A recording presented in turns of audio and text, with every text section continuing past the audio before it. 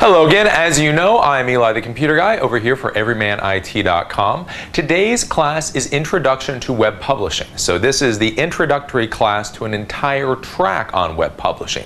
So we're going to teach you in this track, how to create a site like Everyman IT, or how to create a news site, how to create a blog, how to create podcasts, basically how you can publish yourself on the World Wide Web, whether it's through audio content, whether it's through text content like news articles, whether it's through video like Everyman IT does, whatever it is you plan to do. This class today, we're going to go over the basic concepts of what web publishing is. We're going to talk about the difference between web publishing and web design. We're going to talk about content management systems. We're going to go over a little bit about copyright, because copyright is very important once you get into the publishing realm. We are going to get into the all-important monetization. We're going to talk a little bit about that today, and then we'll just have some wrap-up, some final thoughts. So if you give me 1 minute, I'll get a couple of things together, and we are going to get into the class Introduction to Web Publishing.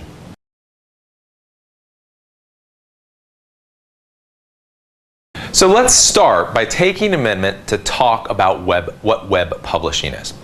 The core idea behind web publishing is web publishing gives you an infrastructure, or gives you a structure so that you can present your content to the world. So if you are creating videos, web publishing gives you a way to present those videos to the world. If you're writing articles, it gives you a way to give those articles to the world. If you create art, if you create video games.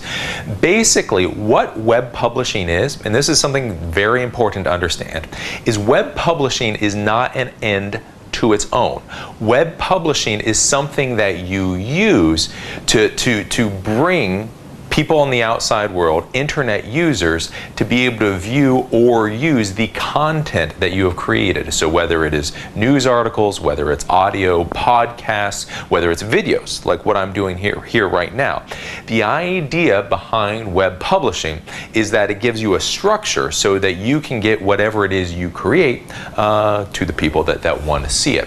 Now, it's very important to understand a lot of people jump into web ventures thinking that all you have to do is buy a domain name, get an email account, pay somebody $10 a month to host a website, and that's all there is to it.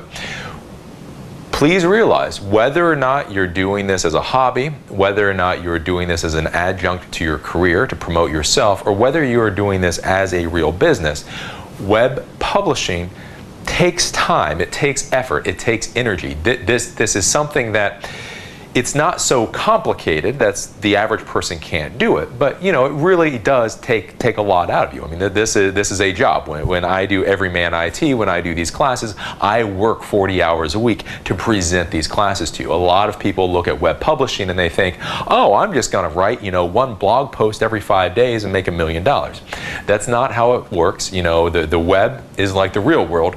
The more you work, the more effort you put into it, the more benefit that you're going to receive.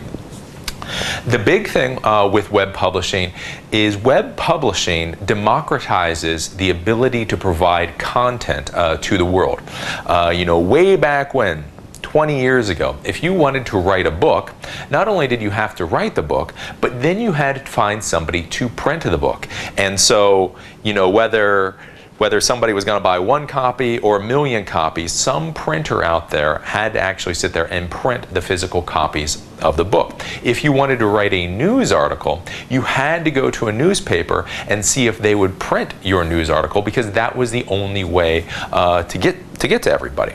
Well, now with the World Wide Web, you can publish your content to the web, and now anybody in the world can see it basically as soon as you've uploaded it to whatever content management platform that you're using. So what web publishing does is it allows anybody to publish their creations, their thoughts, their ideas, etc. to the web. Now, the main thing that you have to realize about this is everybody, if you read the New York Times, or if you watch CNN, everybody's talking about all the garbage that's going up on the internet. These blogs are garbage, and all this YouTube, it's all trash. The reality is it's not trash. But the reality is you will only receive viewers and popularity based upon the quality of what you put up. So if you just put up ramblings and rantings and ravings, you know, it might be up on the World Wide Web and everybody can see it if they wanted to see it, but they're probably not actually going to look at it. If you do very thought-intensive, analytical ideas and write-ups, those are things that people are going to be interested in. So please understand, I know a lot of you have heard about, you know, all the garbage that goes up on the internet, and the blogs are a joke and all that. Blogs and such, they're only a joke if the person that is creating them doesn't take them seriously. There are many blogs, there are many web publishing formats that are very serious, that are taken very seriously because the people that created it take it very seriously. The main thing with web publishing is, like I say, anybody can do it. You can do it. Obviously, I can do it. Your brother can do it. It all really comes down to is, do you have something to show or say to the world? And are you willing to take a little bit of time to write it up and put it out there on the web? So this is just a brief idea of what web publishing is. The main idea is you are going to create something, and then you are going to use web publishing to put that out there to the world. So again, you will write an article, you will write a book, you will take pictures, you will create artwork, you will create videos. This part is the core of what you're doing. You're writing articles, you're creating videos, etc. Then you use web publishing to get those videos, that article to the public that's sitting up on the internet. So that's the main concept behind web publishing.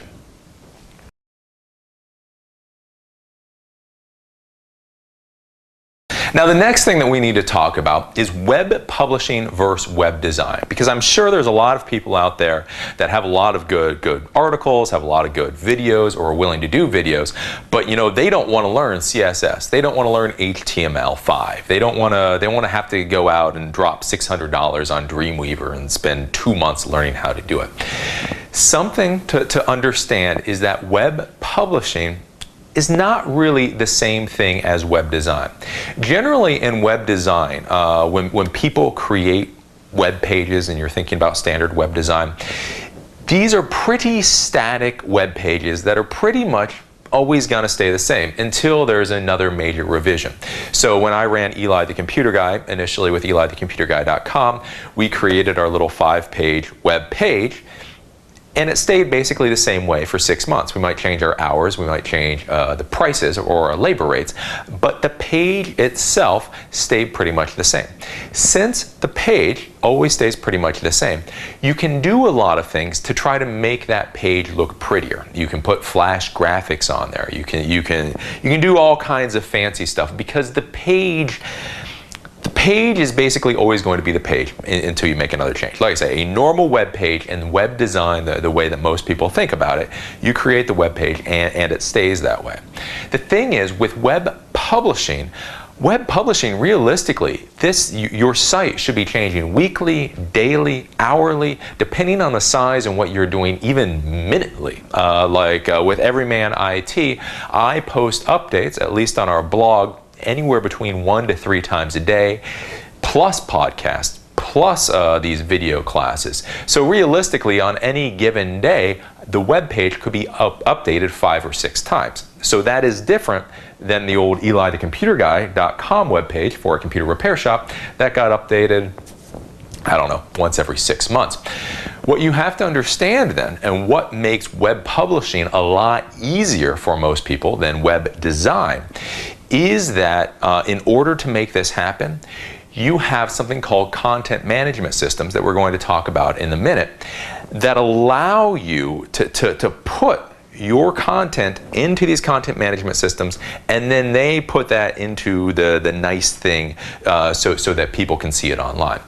The big thing with this is you're not as worried about like artsy stuff with content management systems. Depending on what content management system you use, you don't necessarily have to know any kind of web programming. So if you do web design, you need to know web programming. If you do web publishing, depending upon the content management system that you use, you may need to know no web programming, none. As you go on, I would suggest you learn a little, but depending on what you use, you may need to know zero web programming. So the big thing between web design and web publishing, realize web design, the way you normally think about it, like I say, is if you go to the local restaurant's website, you go to the museum's website, etc., is they create that website. That website is pretty much always going to be the same. With a content management system, it's an overall system that you dump content into, like I say, every hour, possibly every minute, at least every day. So the idea is that you're always putting stuff into the content management system. The thing is, with web design, when you're just creating a web page, you do, or at least you should, know web coding, and you need to know web programming, how CSS and all that works. With a content management system, it's a system, so you buy it or you install it, and many times you don't even actually have to know any web programming. So the big thing is web design is not the same as web publishing.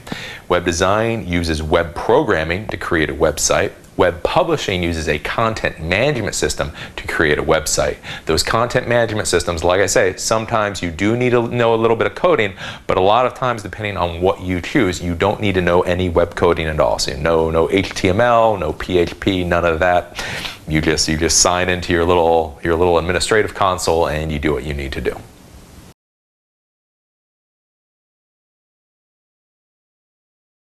So we've talked about web design versus web publishing. So the main thing that makes web publishing is something called content management systems. So when you do web design, you code out each individual page that you're putting up on the internet. So like I say, if you have a 5-page website for the local restaurant, you actually hand code out all 5 pages and publish all of that up to the internet. In content management systems, you don't actually code each individual page. What happens is all the information gets dumped into a database. You then tell the content management system how you want that information published, and then it writes all the code for you. So this allows your site to be completely dynamic. So with a normal website, you can't really leave comments. They might give you an email address to email somebody for contacts, but that's it. With a content management system, at the end of an article or at the end of the video, you can click add a comment, you can type your name, you can type whatever comment it is you want to leave, and then you can hit submit, and that will actually update that web page. So now not only will you see the article, but then you'll see the comment underneath. Then if somebody wants to respond to your comment, they can click and they can respond to your comment. Somebody wants to respond to another comment. So basically what these content management systems allow is for your site to be completely dynamic. Not only can you change your site at a moment's notice, but other people that you allow can change your site at a moment's notice. So like I say, people leaving comments, or if you have other writers, let's say you decide to do a hometown newspaper, you can give different writers in your hometown the ability to post articles. They may not be able to do other things, but they can post articles to the site. So what the content management system does is basically it's an overall piece of software to give you an infrastructure for publishing your material. So through it, you can give permissions to different articles. You can say whether the site is a membership site or not. Basically, you can put in a whole bunch of really cool features and functions that would be a complete nightmare to have to do if you're trying to hand code everything.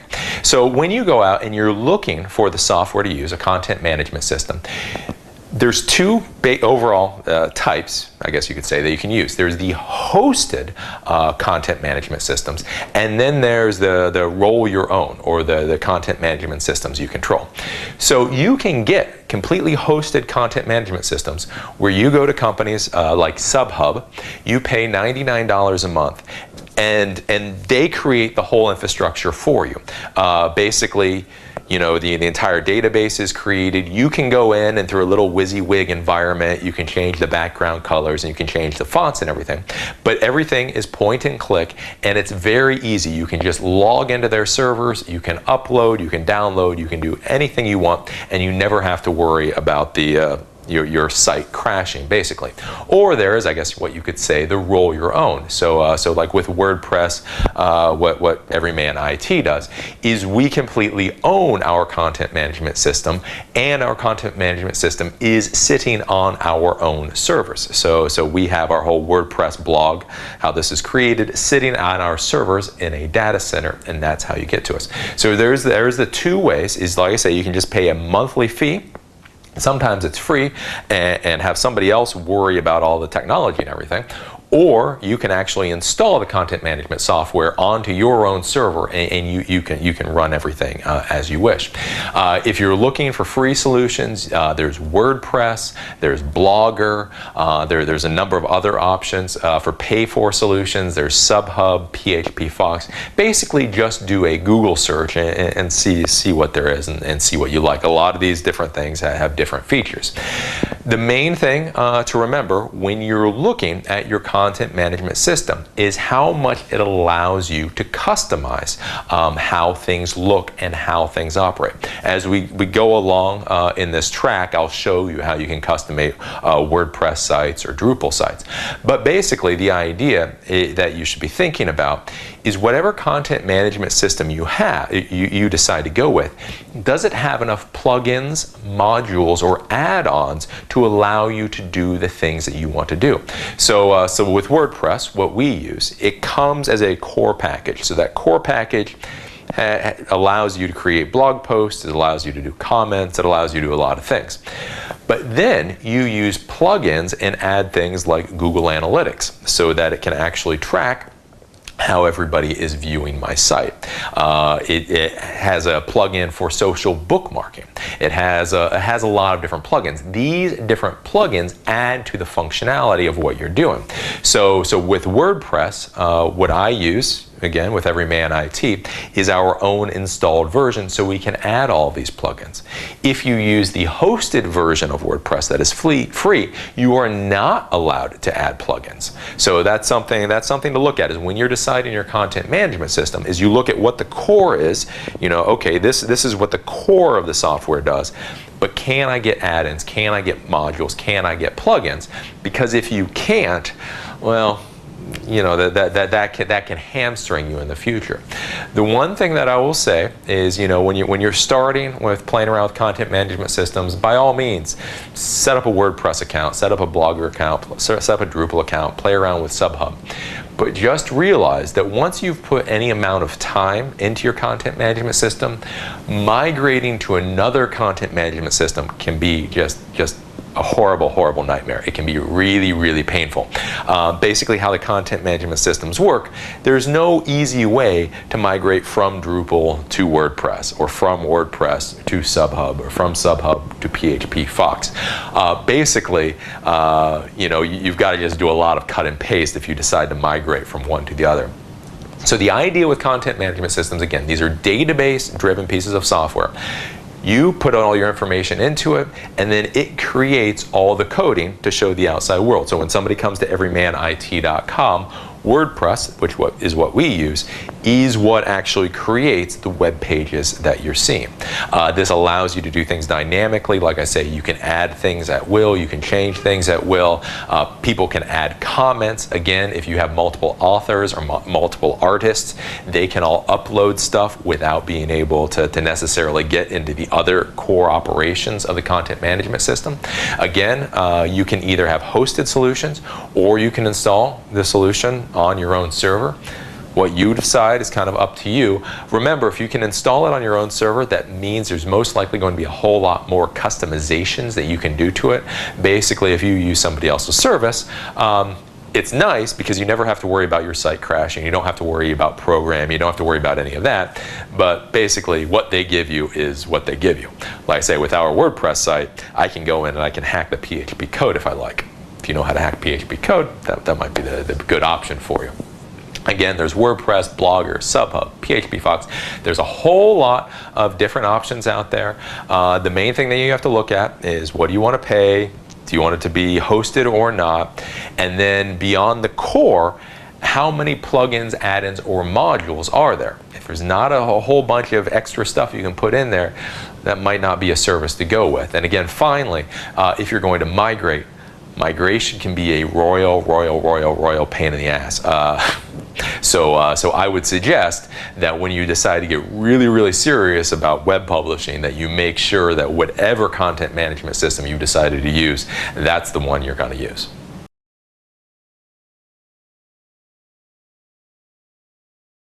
So let's take a moment to talk about copyright. So copyright is basically who owns IP, or intellectual property. So when you write an article, or you take a picture, or you create a video, etc., you own that intellectual property.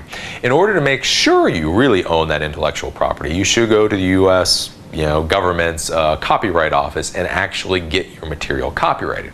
Once your material is copyrighted, if somebody rips off your material, then theoretically you can sue them, because basically they're stealing your material.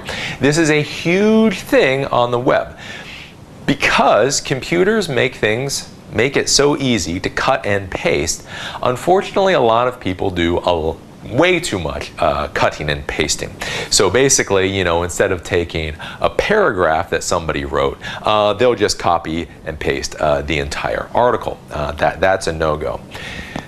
While you're getting into web publishing now, especially until you're making any really good high-quality content, I would not be that worried about your copyright. I don't imagine you are going to be suing anybody anytime soon. But what you should be worried about is other people's copyright. So, if you're doing a blog, like I do a blog, and you write about people's products, please understand within copyright law there is something called fair use for people's copyrighted material. What this means is that you are allowed to reproduce portions of their material, basically to make your point, or to show what you're talking about. So let's say I was reading, there's a web publishing place that I read called Ars Technica. Now let's say I'm reading one of their articles, and they have a page article, and then they make a very good point somewhere in that article. What I should not do is copy and paste that entire article. That is a no-no, and that might get you sued.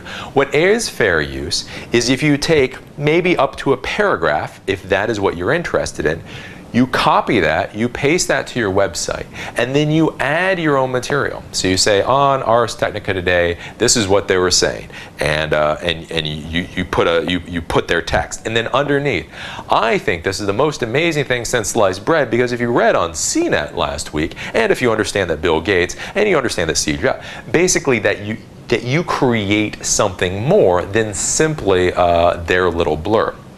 That is what fair use is. Fair use can be used sometimes for pictures, for video, for news articles, etc. The main thing is that if you're going to copy and paste anything from somebody else's site to your site, is that, for love of God, unless you have permission, don't take the entire thing. Don't take the entire news article. And that's a bad no-go. And depending on the website that you're dealing with, they literally might sue you for it. Go check Google on this kind of lawsuit. It happens a lot. What you want to do is you want to take as little as possible, to make your point or say what you're talking about, and then you want to make sure that you attribute where you got the information from, and in the web world, you should give a link back to that site. So I do this a lot, let's say with like Ars Technica. I'll say, this is interesting. I'll do a paragraph. I got this from Ars Technica. Do a paragraph, and then after it, do a link. As you can see further here, and they can click and go back. Basically, this is a very nice thing. So they're getting a little bit of marketing, because hopefully people will go to their site, and you're able to clip out a little bit of what they're talking about. But again, this is a very big thing with copyright. Like I say, when you're new, I wouldn't be that worried about your copyright, because it can be a bit of a pain in the butt. But you should worry about other people's copyright. Once you get big enough, like I say with Everyman IT, we're starting to push all this crap out to the copyright office. Once you get big enough, then you can worry about copyright, and then you can worry about suing other people if you need be. The main thing though is something called fair use. Fair use states, basically you're quoting people. Think of it as a quote. So, whether it's a little video clip or etc., you're just quoting what they say to expand upon your idea. The big thing here, don't take the entire article or don't take the entire video clip, only take what you need, and then make sure you add to it. You personally should write or create at least as much as you took from the other person. If you take a paragraph from them, I'd say you should write 3 paragraphs just to make sure it all looks good. But that's copyright and fair use. Again, in web publishing, this can be a huge thing. Don't just copy and paste willy-nilly. It can be a nightmare.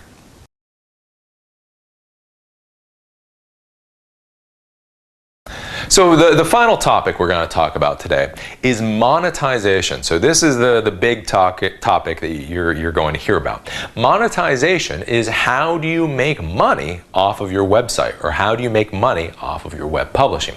There are a number of different ways that you can make money. As you're going through and you're building your little website, your little content management system and all that, you are going to have to play with different ways in order to make money. I know you've seen on the news, or maybe Wall Street Journal or CNN, where all these new newspapers and TV companies are complaining because they're not making enough money on the web. Well, let me tell you, as somebody that runs one of these media websites, making money on the internet is not nearly as easy as most people think.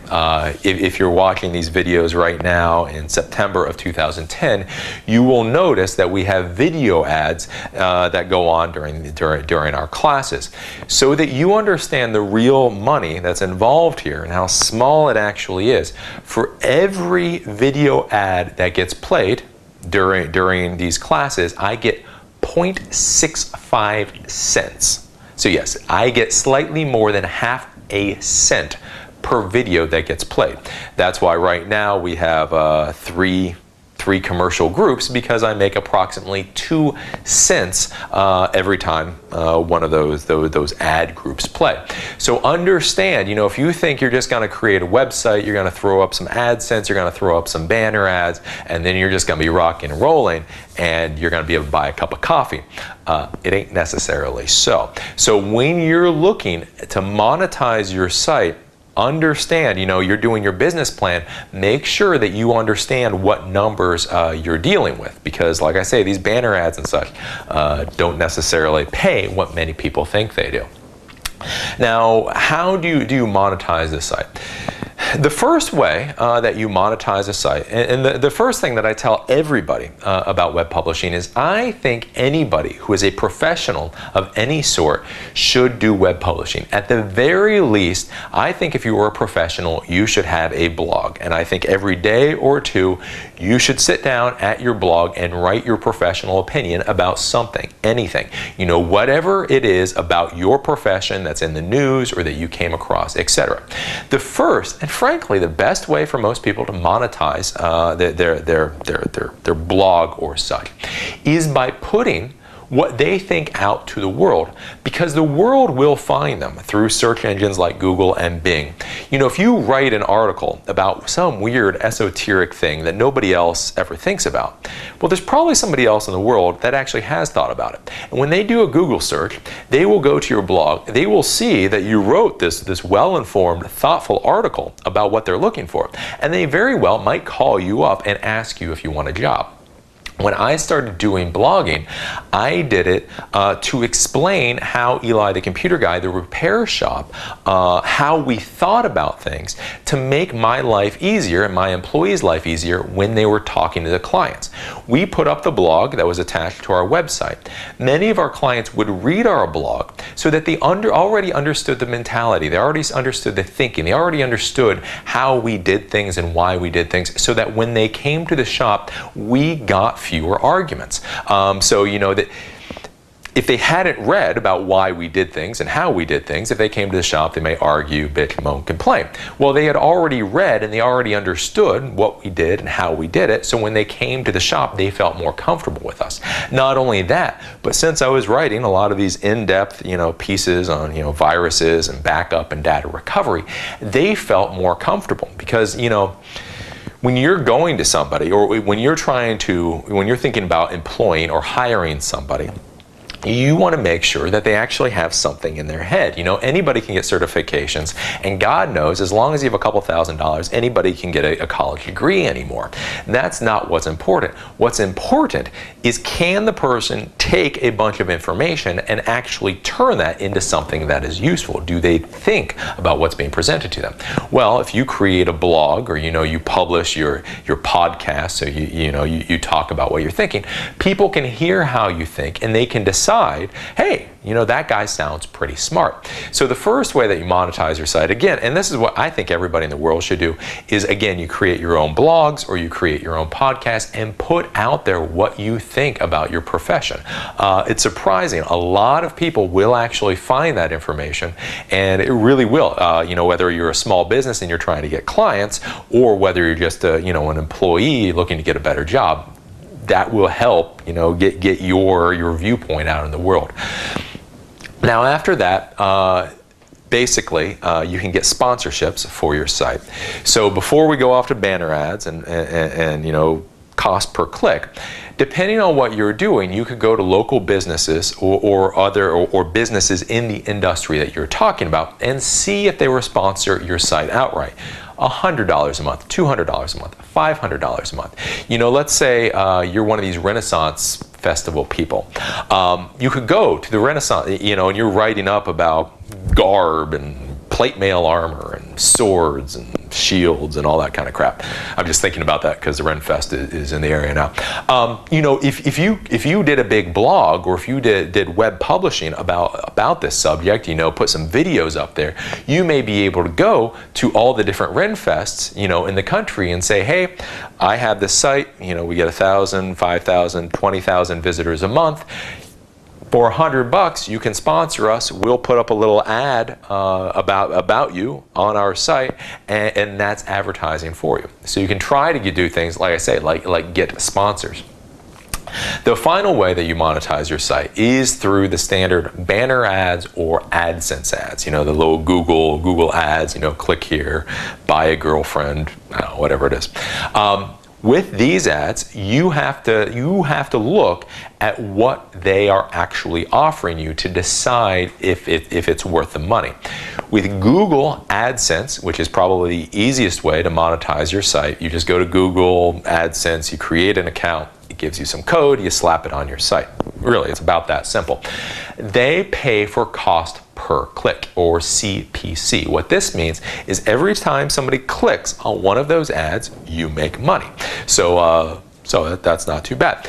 Depending on what kind of ads are up there, you'll make anywhere between 5 cents to $3 or $4. It really depends upon the ad.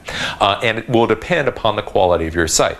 Google will give you better ads if you have a better site. So if you just have one of these junk sites with your rantings and ravings on it, you'll probably make 5 cents per click. If you actually have a decent site, we make about $1 per click.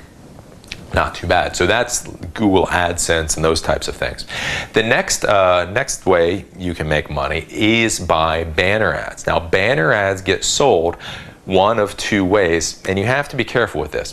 The first way, probably the best thing for you, starting out, is something called CPM. This is cost per 1,000 impressions.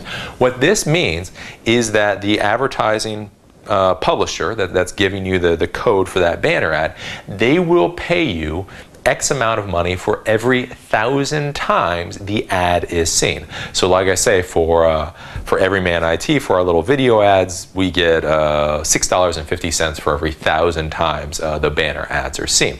Depending on what company you're using, I've seen it all the way from $1 to $20 for CPM. So you have to, whoever you decide to use, they will tell you how much it is CPM. The impression, though, is every time the page opens up, that counts as 1. So when you get up to 1,000, you get however much the CPM is. The final way you can get paid on banner ads, it's not that great unless you know how to work the system a little bit. But what it is that you get a percentage of whatever is sold from people coming through your banner ad to the other person's site. So basically, you put a banner ad on your website. If somebody clicks through, goes to the site, and then buys something, you will get a percentage of what they buy. Now, when they go through, a little cookie is normally put onto their computer so that you own them for like 30 days. So it'll say from the time they click through the banner ad and go to the site, you know, whatever they buy in 30 days, you will make 1% or so. This sounds really good on paper, and like I say, if you understand how to work the system, I made a few $1,000s off of it working the system.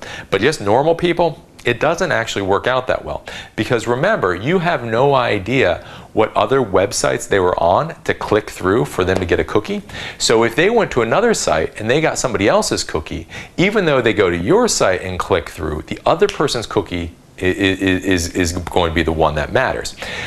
Basically, what I found with these where you get paid a percentage or whatever, is like I say, I didn't make any money whatsoever. Working the system a little bit, like I say, when we get further into web publishing, I'll talk about how to do that.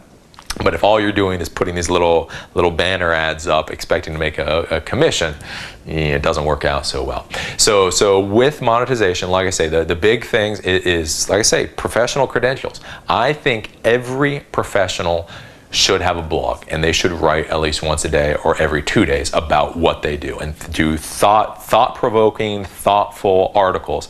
Because like I say, using Google and other things, people that matter will find that blog. If they like what you're saying, you know, that's either a job, they may hire you, or, you know, if you run your own small consultancy or small business, that means your clients will read that and they'll most likely feel more comfortable with you, which means it's easier to make a sale. So, you know, that's the easiest way to monetize using web publishing. The next thing, like I say, is Google AdSense. These are the pay per click, or the cost per click. When somebody clicks through, you get a little bit of money, anywhere between 5 cents to $10. All you have to do that is go to adsense.google.com, sign up for an account. Then there is CPM, cost per 1,000 impressions. These are normally for banner ads, so you know those fancy flashy banner ads that go up on a site. This is where you get paid a certain amount of money for every 1,000 times a banner ad is shown. And then finally, where you get a commission for what people buy. Again, this sounds really good theoretically. You know, I'm willing to listen to anybody who's actually done it, but for me, I didn't find it really was worth much. So those are the overall concepts and introduction to monetizing your site.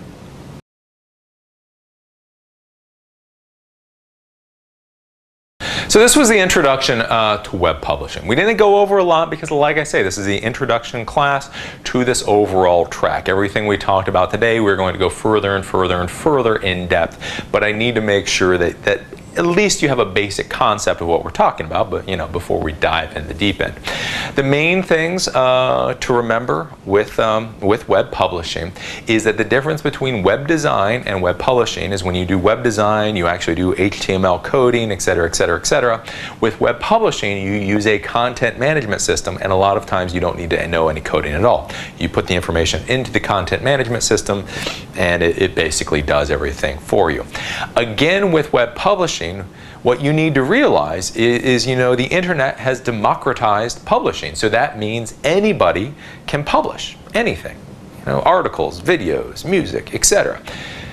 You can make money. You can gain followers and members and visitors, etc. But it is going to depend upon the quality of the material that you make. So your fifth grader or your 5-year-old or whatever can create a blog and they can publish whatever they want to say. But, you know, if you actually sit down and as an adult, you know, write out very good quality content and you create quality content, that is what is actually going to bring you followers and people that will actually look at your site. I mean, a lot of people just want to throw up junk and they think 1 million people will come to their site. And that's not actually how it works. We talked a little bit about the content management systems. So again, the big thing is you can have hosted content management systems, or you can have roll your own, or you set up your own content management systems.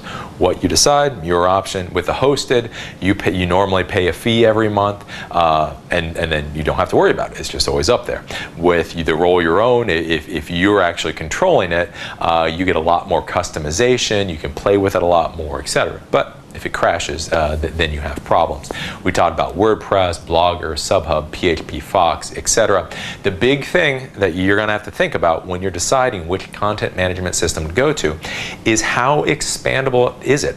How many modules or plugins or add-ins does it have? So whatever you decide to use will have a core software. It'll have the core publishing software.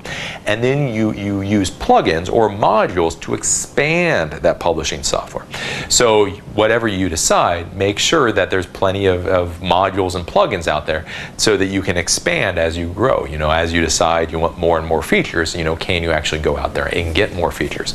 Because at the end of the day, when you're playing in the beginning, play with WordPress, play with Drupal, play with Subhub, play with all that. But once you actually start creating a lot of content, it is a nightmare to migrate from one content management system to another. It's just horrible pain. WordPress to Subhub to PHP Fox to Drupal. It's just time consuming, horrible, just evil. We talked about copyright. The big thing, like I say, is when you're starting out, don't worry about your copyright. Once you're actually making a little money, or once you're actually pushing forward, you do worry about your copyright, and there just go to the US, .gov, whatever, copyright office, and you can see how to get your own copyright there. The big thing though is to protect yourself. Don't copy other people's content whole hog. If somebody writes an article, do not copy and paste that entire article from their blog to your blog. Like I say, take 2 sentences, maybe take a paragraph.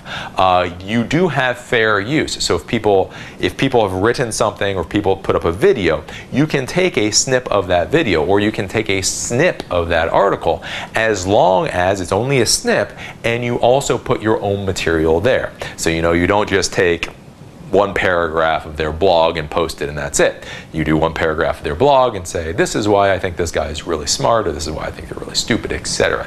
That is fair use. Again, all you have to do is look at Google News on the science and technology section, and you will see every day people are getting the crap suit out of them for not doing fair use. So just like I say, take a snippet, take as little as possible to make your point. Then finally, we talked about the monetization. Again, there's a lot of different ways to monetize your website. Again, professional credential. I think every professional in the world should have a blog. Sponsorship, depending on what you're doing, people may sponsor what you're doing. So maybe if you're doing a blog or a web publishing thing for like specialty automotive parts, telling people how they can trick out their cars. Well, you may get some of the manufacturers of those parts to sponsor you, because here's the thing. If you teach people how to trick out their cars using these people's parts, well, that helps these people sell more parts, and so they might want to give you $100 or $1,000 or $5,000 a month to make that all work out. So sponsorship can be a really good thing. We talked about the pay-per-click, basically Google AdSense. We talked about CPM, cost per 1,000 impressions. This is, again, every time an ad pops up on a screen, that equals 1. You get 1,000 of those, then you get paid $5, $6, $20, etc. And then finally, we talked about, like I say, is where if somebody clicks through the banner ad, you get a percentage of what the person buys. Yeah, I haven't really seen that work out too well in the real world. So that was a class, an introduction to web publishing. Again, this is the beginning class. We have a lot of stuff to talk about. There's going to be a long track there. There's a lot of stuff here, but it's fun. It's exciting. This is the type of thing, like I say, anybody can do. Like I say, with web publishing, don't get scared. You don't have to know web programming.